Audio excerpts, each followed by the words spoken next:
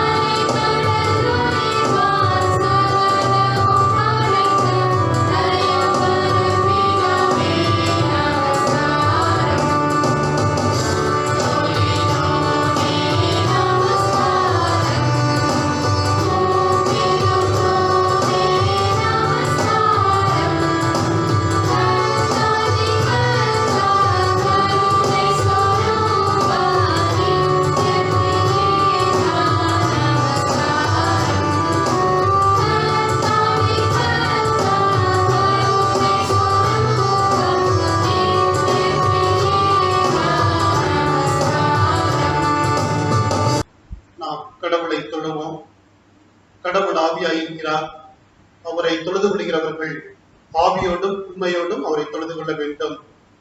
நம்முடைய பிதாவாகிய கடவுளாலும் கர்த்தராகிய இயேசு கிறிஸ்துவினாலும் உங்களுக்கு கிருபையும் சமாதானமும் உண்டாவதாக. இதை கர்த்தர் உண்டு பண்ணின நாம் இதிலே களி கூர்ந்து மகிழ கடவோம்.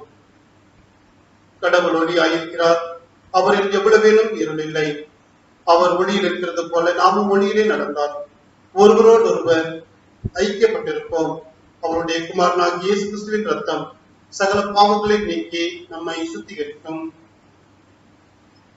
எங்கள் தந்தையாம் கடவுளே, உமது வல்லமையாலும் ஞானத்தாலும் எல்லாவற்றையும் படைத்து உமது குமாரனை எங்கள் இரட்சகராக தரும்படி உலகத்தில் அன்பு கூர்ந்தீரே உம்மை போற்றுகிறோம். குமாரனாம் கடவுளே, பாவத்தை தவிர்த்து எல்லாவற்றிலும் எங்களை போல் மனிதனாக்கி எங்கள் பாவங்களுக்காக ஒப்பு கொடுக்கப்பட்டு எங்கள் நீதிக்காக உயிர்த்தெழுந்தியவரே உம்மை போற்றுகிறோம். பரிசுத்த ஆவியானவராகிய கடவுளே, எல்லா உண்மைக்குள்ளும் எங்களை வழிநடத்தி கடவுளின் அன்பை எங்கள் நெஞ்சில் பொழியப்படுகிறவரே உம்மை போற்றுகிறோம். பிதா, குமாரன், பரிசுத்த ஆவியாகிய கடவுளே, உமக்கே எக்காலமும் எல்லா புகழும் மகிமையும் உண்டாவதாக. ஆமென். நமக்கு பாவமில்லை என்போமானால் நம்மை நாமே வஞ்சிக்கிறவர்களாவோம். நமக்குள் உண்மை இல்லை. நமது பாவங்களை அறிக்கையிட்டால் பாவங்களை நமக்கு மன்னித்து எவ்வித அநீதமும் நீங்க நம்மை சுத்திகரிப்பதற்கு அவர் நம்பத்தக்கவரும் நீதியும் உள்ளவர். கடவுள் ராஜ்யம் சமீபித்திருக்கிறது. மனம் திரும்பி சுவிசேஷத்தில் நம்பிக்கை வையுங்கள். நாம் முழங்கால் படியிட்டு மௌனமாக நம்மை நாமே சோதனை செய்வோம். நாம் யாவரும் பாவ அறிக்கை ஜெபத்தை சேர்த்து எழுதுவோம். சர்வ வல்லமை மிகுந்திருக்கும் உள்ள பிதாவே, தப்பிப்போன ஆடுகளைப் போல நாங்கள் உடைய வழிகளை விட்டு வழிக்கு அழைத்து போனோம். எங்கள் இருதயத்தின் யோசனைகளுக்கும் விருப்பங்களுக்கும் மிகவும் இணங்கி நடந்தோம். உமது பரிசுத்த கற்பனைகளுக்கு விரோதமாய் குற்றம் செய்தோம். செய்யத்தக்கங்களை செய்யாமல் செய்யத்தகாதவைகளை செய்து வந்தோம். எங்களுக்கு சுகமே இல்லை. ஆனாலும் ஆண்டவரே, தேவரீர் எங்கள் ஆண்டவராகிய இயேசு கிறிஸ்துவின் மூலமாய் மனிதருக்கு அருளி செய்த வாக்குத்தத்தங்களின் படியே நிர்வாகியுள்ள குற்றவாளிகளாகிய எங்களுக்கு இரக்கம். தப்பிதங்களை அறிக்கையிடுகிற எங்கள் மேல் பொறுமையாயிரும். பாவத்தின் நிமித்தம் துக்கப்படுகிற எங்களை செயற்படுத்தும். மிகவும் நெருக்கமுள்ள பிதாவே, உம்முடைய பரிசுத்த நாமத்துக்கு மகிமை உண்டாகும்படி நாங்கள் இனி தேவ பக்தியும் நீதியும் தெளிந்த புத்திபுலங்களாய் நடந்து வர இயேசு கிறிஸ்து நிமித்தம் எங்களுக்கு கிருபை செய்தருடும். ஆமென். சர்வ வல்லமை மிகுந்திருக்கமுள்ள ஆண்டவர் மன்னிப்பையும் பாவ நிவர்த்தி நமக்கு கட்டளையிட்டார். வாழ்க்கையை செயற்படுத்துவதற்கான காலத்தையும் தமது பரிசுத்தாவியின் கிருபையும் தேற்றதையும் தந்தருள்வாராக.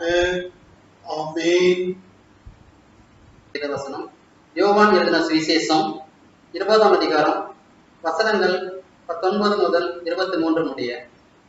யோவான் 20ஆம் அதிகாரம் வசனங்கள் 19 முதல்.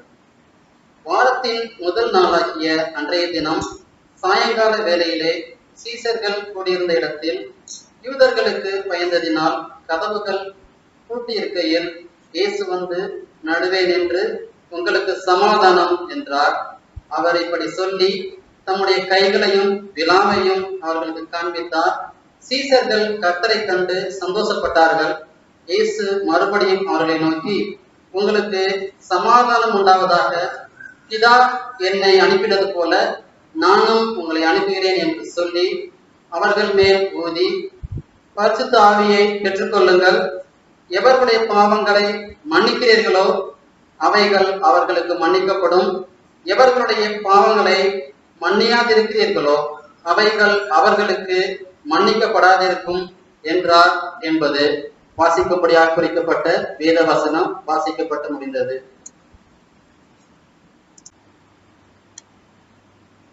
நாம் தலைகளை தாழ்த்தி கண்களை மூடி ஆண்டவரை நோக்கி பார்ப்போம். எங்கள் கண்களை மீட்பருமாகி கர்த்தாவே, என் வாயின் வார்த்தைகளும் எங்கள் எல்லாருடைய இருதயத்தின் தியானமும் உங்களுடைய சமூகத்திலே ஏற்புடையதாய் இருப்பதாக. ஆமென். அன்பானவர்களே, சமீப காலமாக தமிழகத்தினுடைய தேர்தல் மிக விறுவிறுப்பாக நடந்ததும், கடந்த வெள்ளிக்கிழமை அன்று மு.க. ஸ்டாலின் அவர்கள் தமிழகத்தின் முதல்வராக பொறுப்பேற்றதும் நாம் அனைவரும் அறிந்த ஒன்று. தேர்தல் காலங்களிலே பல விறுவிறுப்பான சுவாரஸ்யமான செய்திகள் நடந்தது. உங்கள் அனைவருக்கும் நன்றாக தெரிந்த ஒரு காரியம், மு.க. ஸ்டாலின் அவர்கள் தன்னுடைய பரப்புரையின் போது தமிழக மக்களுக்கு அவர் விடுத்த அழைப்பை நாம் அறிந்திருக்கின்றோம். உரிமையை மீட்க எழுந்து வா உடன்பிறப்பே என்று சொல்லி அவர் அழைத்தார். அந்த அழைப்பினுடைய வெற்றி என்று சொல்லலாம். அவர் பெற்றிருக்கிற வெற்றி. இன்றைக்கு அவர் முதலமைச்சராக இருக்கின்றார்.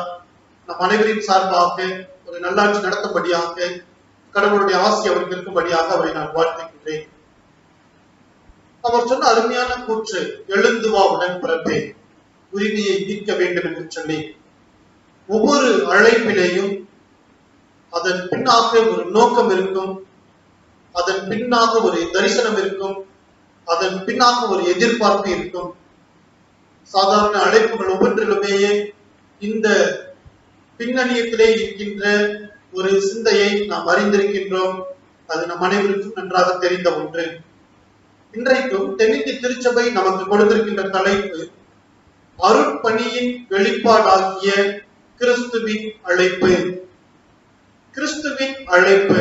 அதற்கு கீழ்ப்படிந்தவர்களாகிய நாம் அவருடைய பிள்ளைகளாக இந்த சமூகத்திலே நாம் சார்ந்து பகரும்படியான வாய்ப்பை, அருளை, ஆசீர்வாதத்தை கடவுள் நமக்கு தந்திருக்கின்றார்.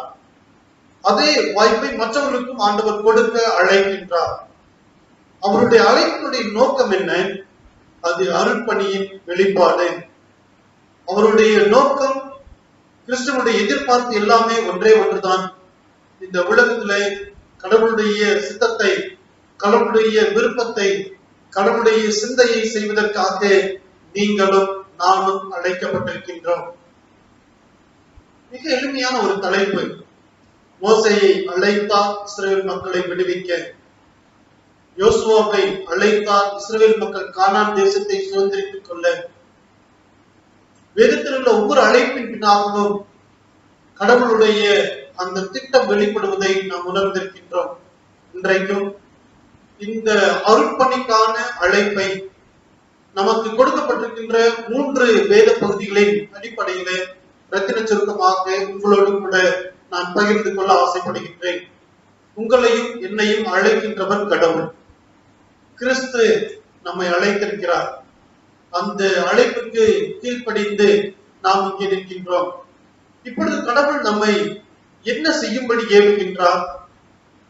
நமக்கு கொடுக்கப்பட்டிருக்கின்ற வேத பகுதியிலே முதலாவதாக எசேக்கியேல் தீர்க்கதரிசன புத்தகம் 34வது அதிகாரம் 25 முதல் 31 வசனங்கள் வரை நமக்கு கொடுக்கப்பட்டிருக்கின்றது. இந்த பகுதி நம் அனைவருக்கும் நன்றாக தெரிந்த ஒரு பகுதிதான். எசேக்கியேல் தீர்க்கதரிசி இஸ்ரவேல் மக்கள் பாபிலோனிலே அடிமைகளாக இருந்த காலகட்டத்திலே அவர்களுக்கு மீள் வாழ்வுக்கான நம்பிக்கையை கொடுக்கின்ற செய்தியை எசேக்கியேல் தீர்க்கர் கொடுத்தார் என்பது நாம் அறிந்த காரியம். அந்த எசேக்கியேல் தீர்க்கதரிசி கொடுத்த அதே ஒரு சூழலை இன்றைக்கு நாம் அனுபவித்துக் கொண்டிருக்கிறோம் என்பது நிதர்சனம். அன்றைக்கு இஸ்ரவேல் மக்கள் பாபிலோனிலே அடிமைகளாக இருந்தார்கள், அடக்குமுறைகளாக இருந்தார்கள். தன்னுடைய சுயத்தை இழந்து போய் அங்கே மற்றவருடைய விருப்பத்தை செயல்படுத்தும்படியாக அவர்கள் பணிக்கப்பட்டிருந்தார்கள். சொந்த தேசத்தை இழந்திருந்தார்கள். இன்றைக்கு நாம் சொந்த தேசத்திலே இருக்கலாம், நாம் மற்றவர்களுக்கு அடிமை இல்லை என்று சொல்லுவதற்கு இல்லை. மாறாக நம்மை ஆளுகின்றவர்களுடைய செயல்பாடுகளினாலே பலவித இன்னல்களை நாம் அடைந்து வருகின்றோம். அடிமை என்ற வார்த்தை வேண்டுமானால் இல்லாமல் இருக்கலாம், மாறாக நம்முடைய அனுதின அவலங்களும் அழுக்குறல்களும் பெருகிக் கொண்டே இருக்கின்றது. பெண் பிள்ளைகள் வெளியே சுதந்திரமாக செல்ல முடியவில்லை. இன்றைக்கு வரிகளின் மேல் வரி. இன்றைக்கு இந்த கொரோனா பெருந்தொற்றினாலே எத்தனையோ பேர் வாழ்வாதாரத்தை இழந்து தன்னுடைய உயிரை இழந்து இருக்கின்ற ஒரு சூழல். அழுகையும் அடக்குமுறைகளுக்கும் உள்ளாக பொது முடக்கத்திற்குள்ளாக நாம் வாழ்ந்து வருகிறோம். இது இன்றைய ஒரு இக்கட்டான ஒரு சூழல். இப்படிப்பட்ட சூழலிலே அன்றைக்கு எசேக்கியேல் சொன்ன அதே வார்த்தையை இன்றைக்கு உங்களுக்கு முன்னதாக நான் வைக்க ஆசைப்படுகின்றேன். கர்த்தர் சொல்லுகின்றார், 25வது வசனத்தை எசேக்கியேல் தீர்க்கதரிசி இப்படி எழுதுகின்றார்: நான் அவர்களோடு சமாதான உடன்படிக்கை செய்தேன். கடவுள் கொடுக்கின்ற வார்த்தை, நான் சமாதான உடன்படிக்கை செய்வேன். சமாதானம் இல்லாமல் அழுக்குறல்களினாலே அடக்குமுறைகளினாலே மக்கள் இருக்கின்ற சூழலிலே கடவுள் கொடுக்கும் வார்த்தை, நான் அவர்களுக்கு சமாதானம் கொடுப்பேன், அதை உடன்படிக்கையாக நான் செய்வேன். அதை தொடர்ந்து துஷ்ட மிருகங்களை தேசத்தில் இராதபடி ஒழிய பண்ணுவேன். இன்றைக்கு துஷ்ட மிருகமாக இல்லாவிட்டாலும் துஷ்ட கிருமியாக நம்மை சூழ்ந்திருக்கின்ற இந்த கொரோனா, இதை ஒழிய பண்ணுவேன். இப்படிப்பட்ட வாக்கு தத்தங்களினாலே அன்றைக்கு எசேக்கியேல் எப்படி இஸ்ரவேல் மக்களை அவர் ஆற்றினாரோ அதே வார்த்தையை இன்றைக்கும் கடவுள் உங்களுக்கும் எனக்கும் வைக்கின்றார். கடவுள் உங்களையும் என்னையும் அழைக்கின்றார் சமாதான உடன்படிக்கை செய்யும்படியாக. அது மாத்திரமல்ல, நம்மை சுற்றி இருக்கிற துஷ்டத்தை ஒழித்து நமக்கு நல்வாழ்வை அருளும்படியாக கடவுள் வாக்கு பண்ணுகின்றார். அந்த வாக்குத்தத்தினுடைய நிறைவு எப்படி இருக்கின்றது? அந்த அதிகாரத்தினுடைய கடைசி வசனம் அல்லது நமக்கு கொடுத்துக்கின்ற பகுதியினுடைய கடைசி வசனம் 31வது வசனம் எப்படி முடிவடைகின்றது? என் மந்தையும் என் மேய்ச்சலின் ஆடுகளும் ஆகிய நீங்கள் மனுஷர், நான் உங்கள் தேவன் என்றே கர்த்தராகிய ஆண்டவர் உரைக்கின்றார். நாம் கடவுளுடைய மந்தையாக, கடவுள் நமக்கு ஆண்டவராக இருந்து கடவுள் நம்மை மேய்த்து சமாதானமாக நாம் வாழ்வதற்கு கடவுள் நம்மை அழைக்கின்றார். இன்றைக்கு அந்த அழைப்பிற்கு நீங்களும் நானும் கீழ்ப்படியும்படியாக நாம் எதிர்பார்க்கப்படுகின்றோம். நாம் கடவுளுக்கு கீழ்ப்படியும் பொழுது கடவுள் நம்மை ஆசீர்வதிக்கின்றார், சமாதான உடன்படிக்கை செய்ய விரும்புகின்றார். நமக்கு கொடுக்கப்பட்டுள்ள 2வது வேத பகுதி 1 பேதுருவின் புத்தகம் 2வது அதிகாரம் 1 முதல் 10 வசனங்கள்.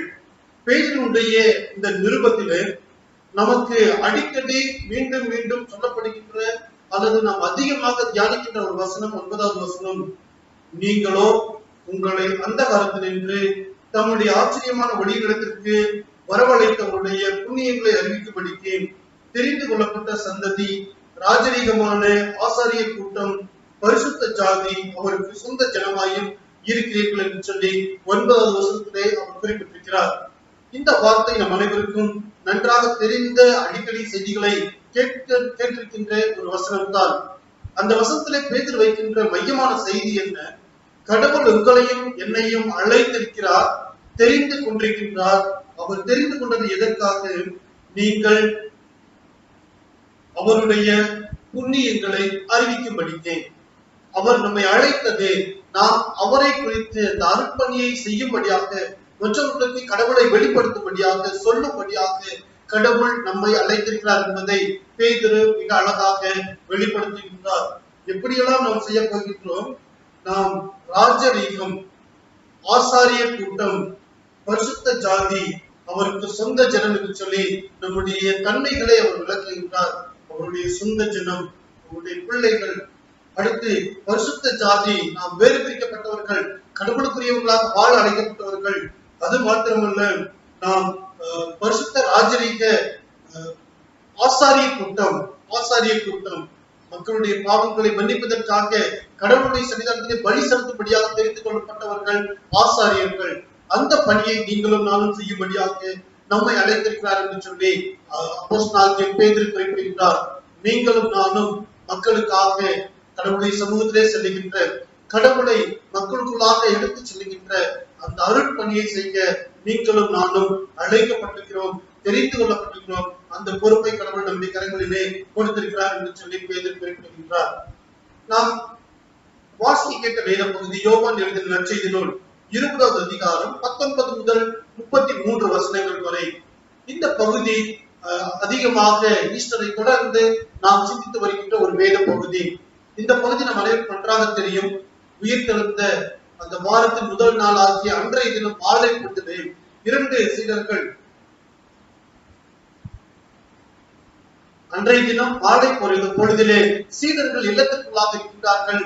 கடவுள் அவர்கள் மத்தியிலே பிரசன்னமாகின்றார். உங்களுக்கு சமாதானம் என்று சொல்லி குறிப்பிடுகின்றார். அப்படி சமாதானத்தை கொடுத்த ஆண்டவர் அவர் மீண்டும் அவர்களுக்கு ஒரு அழைப்பை கொடுக்கின்றார். ஆதியிலே சீடர்களை அழைத்தார். மத்தேயு ஆயத்துறையிலே பார்த்திருந்த பொழுது அழைத்தார். அதே போல மீன் பிடித்துக் கொண்டிருக்கிற பேதுருவை, சிந்தையின் குமாரர்களை ஆண்டவர் அழைத்தார். இந்த இடத்திலே அந்த அழைப்பு ஆண்டவர் மீண்டும் ஒரு அழைப்பை அவர்களுக்கு கொடுக்கின்றார். என்ன அழைப்பை கொடுக்கின்றார்? எவர்களுடைய பாவங்களை நீங்கள் மன்னிக்கின்றீர்களோ அவைகள் மன்னிக்கப்படும், எவர்களுடைய பாவங்களை நீங்கள் மன்னியாதிருக்கிறீர்களோ அவைகள் மன்னிக்கப்படாது என்று சொல்லி அவர்களிடத்திலே ஒரு வாக்குறுதியை கொடுத்து, நீங்கள் இந்த உலகத்திற்குள்ளாக கடவுளை குறித்து சொல்ல செல்லுங்கள் என்று சொல்லி அவர்களை அனுப்புகின்றதை நாம் பார்க்கிறோம். கடவுளுடைய அழைப்பு அருள்பணியை செய்யும்படியாக, நாம் பிறர்களை மன்னிக்கும்படியாக கடவுள் நம்மை அழைக்கின்றார். நாம் அதை செய்யும்படியாக கடவுள் நம்மை அனுப்புகின்றார். இசைக்கத்திற்கு குறிப்பிடுகின்றார், சோர்ந்து போயிருந்த மக்களுக்கு கடவுள் உங்களை தம்முடைய மந்தையாக அழைக்கின்றார். உங்களோடு கூட சமாதான உடன்படிக்கை பண்ணுகின்றார். உங்களை சுற்றி இருக்கிற துஷ்ட மிருகத்தினுடைய தொந்தரவுகளிலிருந்து உங்களை விடுவிப்பார் என்று வாக்குப்படினார். பேதுரு குறிப்பிடும் பொழுது, நீங்கள் ஆசாரியர்கள், ராஜரீக கூட்டம், நீங்கள் கடவுளுடைய சொந்த ஜனங்கள், கடவுளை பற்றி சொல்லுங்கள் என்று சொல்லி நமக்கு முன்வைக்கின்றார். அருள்படியை நாம் செயல்படுத்தும்படியாக கடவுள் நம்மை தெரிந்து கொண்டார் என்று சொல்லுகின்றார். இங்கே சீடர்களுக்கு இயேசு கிறிஸ்து சொல்லும் பொழுது, கடவுள் இயேசு கிறிஸ்து எப்படி மற்றவர்களை மன்னித்தாரோ அந்த பணியை நீங்களும் நானும் செய்யும்படியாக கடவுள் உங்களையும் என்னையும் அனுப்புகின்றார். இந்த கொரோனா காலத்திலேயும் மற்றவர்களுக்காக நாம் ஜெபிப்போம், கடவுளை குறித்து மற்றவர்களோடு பகிர்ந்து கொள்வோம். கடவுள் அதற்காகவே உங்களையும் என்னையும் தெரிந்து கொண்டார். சமாதான உடன்படிக்கை பண்ணுகின்ற ஆண்டவர், துஷ்ட மிருகத்தை நம்மளுக்கு ஒழியப்படுகின்ற ஆண்டவர், நாம் மற்றவர்களுக்கு கடவுளை அறிவிக்கும்படியாக தெரிந்து கொண்ட ஆண்டவர், நாம் மற்றவர்களுடைய பாவங்களை மன்னிக்கும்படியாக நமக்கு வாக்குறுதி கொடுத்த ஆண்டவர். அந்த அருட்பணியை நீங்களும் நானும் நிறைவேற்றுவோம். கர்த்தர் நம்மோடு கூட இருப்பாராக. அவருடைய பரம பாதுகாப்பு நம்மோடு கூட என்று நிலைத்திருப்பதாக. ஆமென்.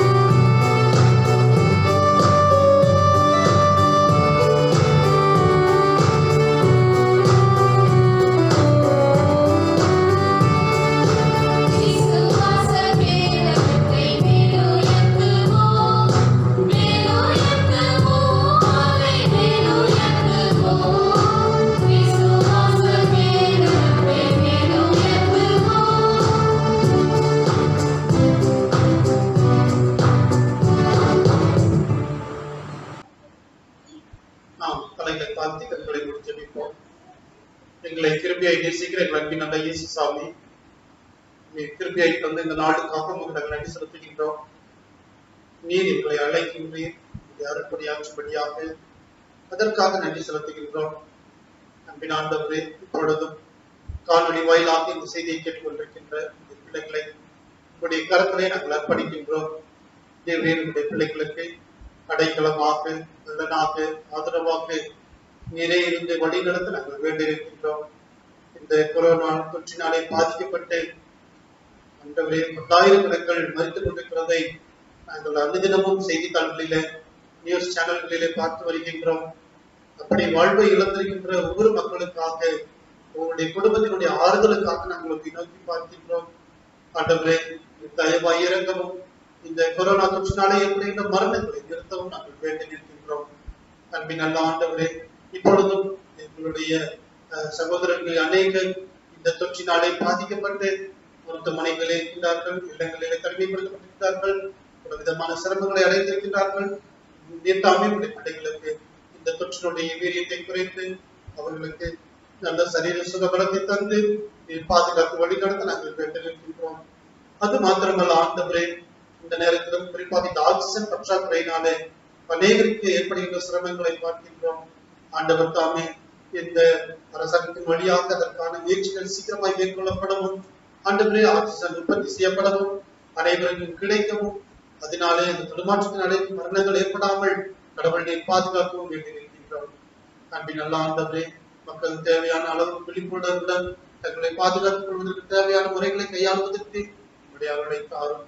அரசாங்கம் சரியான முறைகளை மக்களுக்கு அறிவிக்க, அதன் வழியாக இந்த சமூகம் தாக்கப்பட ஏற்ற வழிகளை தரும்படியாய் நாங்கள் வேண்டியிருக்கின்றோம். எல்லாவற்றுக்கும் மேலாக நீரே எங்களுக்கு பரம பாதுகாப்பாளர் என்பதை, பரம பரிகாரியாக கர்த்தர் என்பதை உணர்ந்திருக்கின்றோம். எங்களை நீரை விலக்கி இந்த தொற்றிலிருந்து பாதுகாக்கவும், தொடர்ந்து எங்களை பலப்படுத்தவும் அவர்களை தாரும். குறிப்பாக ஆண்டவரே, இது நிமித்தமாக தொழில்கள் முடங்கி போயிருக்கின்றன, மக்களுடைய இயல்பு வாழ்க்கை முடங்கி போயிருக்கின்றது. அநேக அனுதின கூலிகளாக இருக்கிறவர்களுடைய வாழ்வாதாரம் முடங்கி போயிருக்கின்றது. மக்கள் சிரமத்திற்குள்ளாக இருக்கின்றார்கள். ஆண்டவரே, அப்படி கண்ணீரோடு, கவலையோடு, சிரமத்தோடு இருக்கின்ற ஒவ்வொரு மக்களையும் கண்ணோக்கி பாரும் காலகட்டங்களிலே தேவையான உதவிகள் கிடைப்பதற்கு, தொடர்ந்து அவருடைய வாழ்வாதாரம் ஆண்டவரே மீண்டும் சீக்கிரத்தில் இயல்புக்கு திருப்பதற்கு ஏற்ற வழிகளை நீர் ஆசீர்வதித்து வழி நடத்த நாங்கள் வேண்டியிருக்கின்றோம். அன்பின் நல்ல ஆண்டவரே, தொடர்ந்து பல இல்லங்களிலே குடும்ப நிகழ்வுகளுக்காக அநேகர் காத்திருக்கின்றதை நாங்கள் அறிந்திருக்கிறோம். ஆண்டவரே, இந்த தொற்றின் நிமித்தமாக 50 பேர்கள் குறைந்த எண்ணிக்கை என்று சொல்லி இந்த அரசாங்க விதிமுறை முறைகளுக்காக ஆண்டவரே அதிருப்தமாக தடுமாறுகின்ற மக்களுக்காக நோக்கி பார்க்கிறோம். ஆண்டவரே, இந்த தடுமாற்றங்களினாலே பிள்ளைகளுடைய நிகழ்வுகள் எதுவும் அவர்களுக்கு தடைப்படாத படிக்க கர்த்தர் பிள்ளைகளுக்கு தேவையான வழிகளை திறந்து தந்து அதற்குரிய நிகழ்வுடைய தயவு கிடைக்கும் பண்ணி நீர் ஆசீர்வதிக்க நாங்கள் வேண்டியிருக்கின்றோம். தொடர்ந்து உங்களுடைய கிருபைக்கும் பராமரிப்புக்கும் ஒப்படைக்கின்றோம். நிறைய பிள்ளைகளை பாதுகாக்க நாங்கள் வேண்டியிருக்கின்றோம். உங்களுடைய திருச்சபை குடும்பங்களை நீர் வழிநடத்த நாங்கள் வேண்டியிருக்கின்றோம். அகில உலகத்திற்கும் உங்களுடைய சமாதானத்தை அருள நாங்கள் வேண்டியிருக்கின்றோம். கிருபைக்கும் பராமரிப்புக்கும் ஒப்படைக்கின்றோம். ஆசீர்வதி பலப்படுத்தும் வழி நடத்தும். இயேசுவின் மூலம் ஜெபிக்கிறோம் எங்கள் அன்பின் நல்ல பிதாவே, ஆமென். பரமண்டல ஜெபத்தை ஏற்படுத்தும். பரமண்டலங்கள் இருக்கிற எங்கள் பிதாவே, உடைய நாமம் பரிசுத்தப்படுவதாக, உடைய ராஜ்யம் வருவதாக, உடைய சித்தம் பரமண்டலத்திலே செய்வது போல பூமியிலேயும் செய்வதாக. அன்றைக்குள்ள ஆதாரத்தை எங்களுக்கு தாரும். எங்கள் விரோதமாய் குற்றம் செய்கிறவர்களுக்கு நாங்கள் மன்னிப்பது போல எங்கள் குற்றங்களை மன்னியும். எங்களை சோதனைகள் பிரவேசிக்க பண்ணாமல் தீமிலிருந்து விரட்சித்துக் கொள்ளும். ராஜ்யமும் வல்லமையும் மகிமையும் என்றைக்கும் உடையவர்களே, ஆமென். நம்முடைய கர்த்தராகிய இயேசு கிறிஸ்துவினுடைய கிருபையும் பிதாவாகிய தேவனுடைய அன்பும் பரிசுத்த ஆவியானவருடைய ஐக்கியமும் பாதுகாப்பும் பலப்படைப்பும் நம் அனைவரோடும் கூட எந்நாளும் நிலைத்து நிலைத்திருப்பாராக. ஆமென்.